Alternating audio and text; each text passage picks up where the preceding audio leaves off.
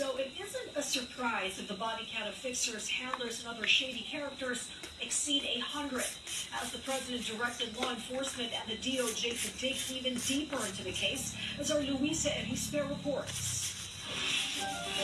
The Paras believes an extensive investigation on the missing Sabugueros needs to be done. This after Justice Secretary Jesus Crispin Remulla confirmed in one of his interviews that the suspects behind the missing Sabugueros may be the same suspects behind the drug war of the Duterte administration. Ganyan po ang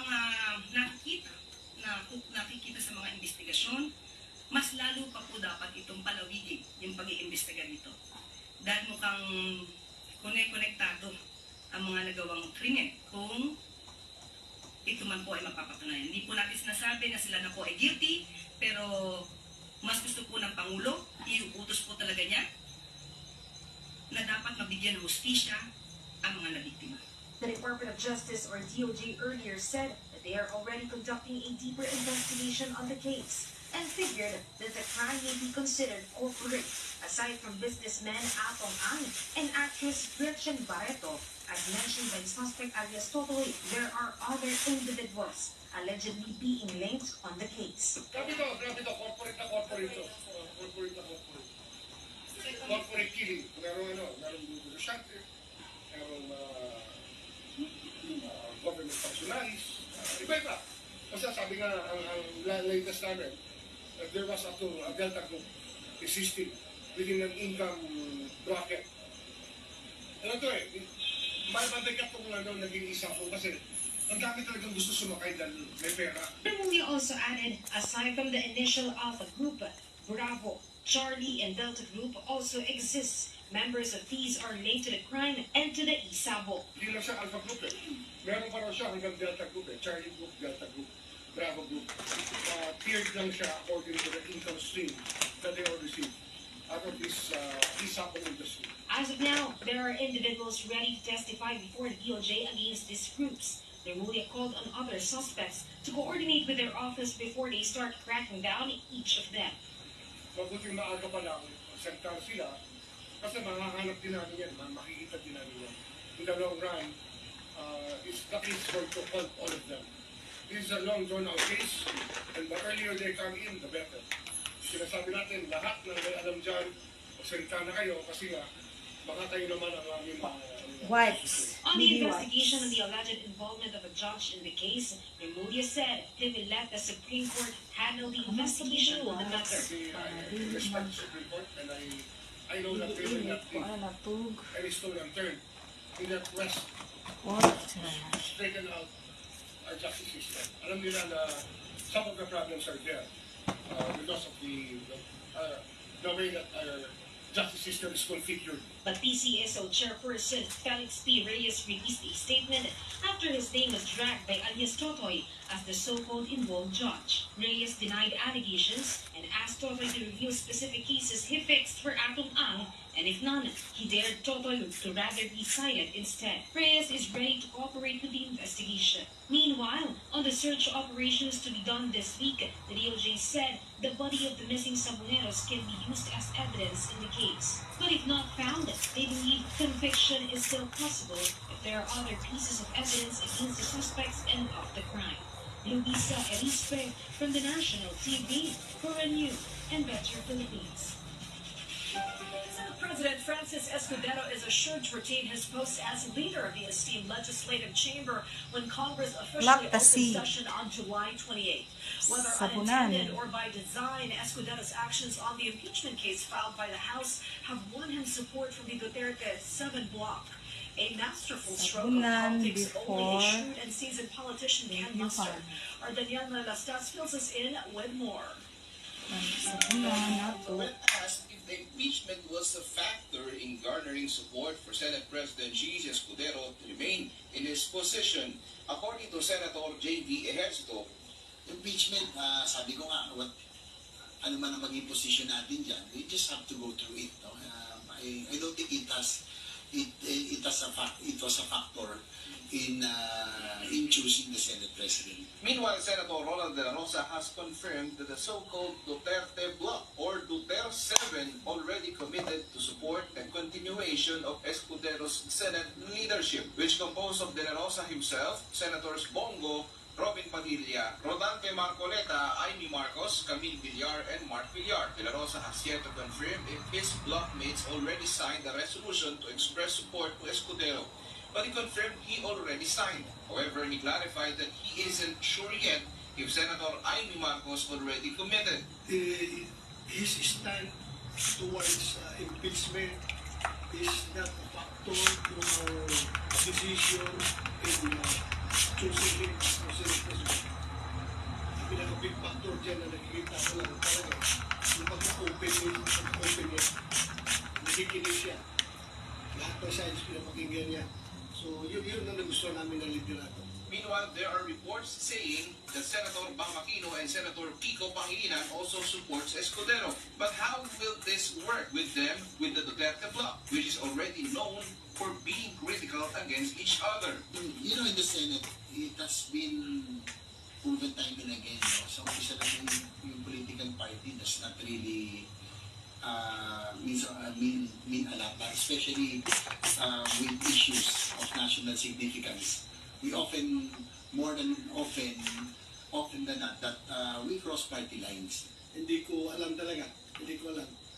Basta I joined the majority not because of them, but because of the leadership of Senate President Jesus Gutierrez. Meanwhile, Senator Risa Hontiveros, who campaigned for Aquino and Pangilinan during the elections, said, Hindi ako na-hurt dahil yun na nga sabi ko nga, basta patuloy akong maninindigan. Kung ang bawat isa sa amin ay may sariling diskarte, ako rin naman po, basta nakatutok pa rin ako doon sa layunin na palakasin yung oposisyon. Daniel Manastas from the National TV for a New and Better Philippines. Meanwhile, results of the latest survey by a major pollster on the impeachment issues have drawn mixed reactions on the numbers. Though there are more Filipinos who loathe an impeachment trial on the vice president, House Sola has expressed confidence of a turnaround reaction once the trial commences. Our Mela Lesmoras has more on the polls that also show Filipinos do not buy Senate President Escudero's runaround decisions to stall or even stonewall the proceedings. House impeachment prosecutor and Batangas 2nd District Representative Jervil Luisto agrees with the view of many Filipinos that the Senate is allegedly delaying the impeachment trial of Vice President Sal Duterte. Based on the latest survey conducted by social weather stations, 44% of the 1,200 respondents agree with the complaint, 25% disagree, while 22% are undecided, and 9% have little knowledge about the issue. According to Luisto, this is a clear sign that the impeachment trial should begin the soonest time possible in accordance with the Constitution. I believe that all Filipinos are waiting, expecting, and anticipating na this time around ay matutuloy na ang pinakahihintay nilang impeachment trial, no? However, in the same survey, 42% of the respondents said they were actually against the impeachment complaint, while 32% are supporting it and 18% were undecided and 7% don't know enough.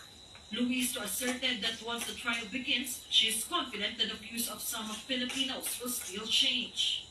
We have ample and strong evidence supporting the 7 articles of impeachment, and we honestly believe once we are allowed to proceed to the presentation of evidence, a lot of Filipinos will be watching and will be basing their respective position on the evidence that they will be seeing during the trial. That is why it is very important that we proceed to trial. Other representatives who support impeachment share the same view on the issue.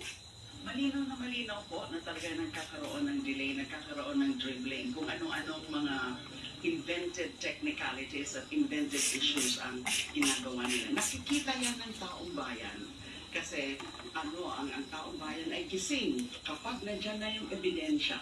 Nananalig kami, umaasa kami na maiiba yung pananaw ng mga nagsasabi na yan na hindi nila gusto ang impeachment. Earlier, the Senate Impeachment Court emphasized that they are not ignoring the issue on impeachment. Meanwhile, Vice President Duterte once again claimed that what is being done to her is allegedly political persecution, a claim that has been denied by various lawmakers. Melanis Moras from the National TV Network for a New and Better Philippines. An alarming increase in teenage pregnancy from girls ages 10 to 14 years old has been reported by the Commission on Population, or CPD. According to the Commission, the stigma of sex as a topic of discussion by families at home is one of the reasons for this surge, as our Noel Talakay provides more details. There is an increasing number of very young girls in the country who are likely to end up in the family way at such a tender age, and it's alarming.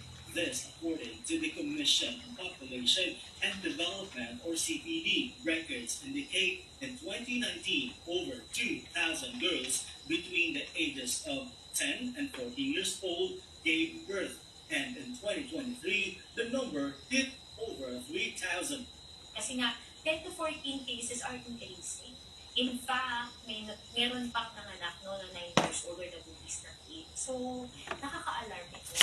The factors, according to CPD, are young girls abused at home or bullied in school, easy access to pornographic materials, and overexposure to social media. Peer pressure and parental fear are keeping these girls mum or unwilling to discuss sex with their families. Hence, many teenager girls are getting wrong information on their informal sex education. Kulang po ang tamang impormasyon tungkol sa sex at reproductive health ng ating mga young people, ng ating mga young Filipinos. To address this, the agency has created a website that provides accurate information about sex education to young Filipinos. It can also be accessed through CPD's social media platforms. Kumuha ng mga information sa website, malayaako.ph. Meron din sa Facebook, malayaako.ph. So, andun yung mga tanong na hindi matanong-tanong na ating mga kabataan. She also stated that President Ferdinand Marcos Jr. has advised the agency to pay special attention to Northern Mindanao for having the highest number of early pregnancies in the entire country. Kasi in terms of proportion, mataas ang Region 10 sa adolescent pregnancy. So, tinututukan yun ngayon. That is why, as part of the celebration of World Population Day on Friday, according to Kiray, one of the key issues to be highlighted is pregnancy among children aged 10 to 15 years old. According to the Commission on Population and Development, the agency has been collaborating with education institutions and religious groups to address the alarming cases of teenage pregnancy and to ensure that the teaching of sex education aligns with the principle, values, and belief of every organization, sect, and tribe. Noel Talakay from the National TV Network for New and Better Philippines.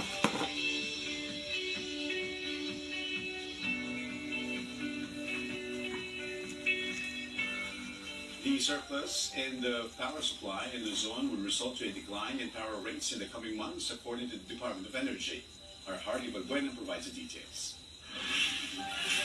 Power rates are seen to decrease in the coming months as the demand for power has dropped amid the cold weather this rainy season. According to Department of Energy, or DOE, since the preventive maintenance shutdowns of most power plants are also done, power reserves in the zone are currently high. This will eventually impact power prices on the wholesale electricity spot market. So sa monitoring natin daily, maabot ng 16,000 megawatts dito sa Luzon na capacity natin. While the demand has slowed down, nasa 10,000, 11,000 megawatts na tayo. So laki na resistance.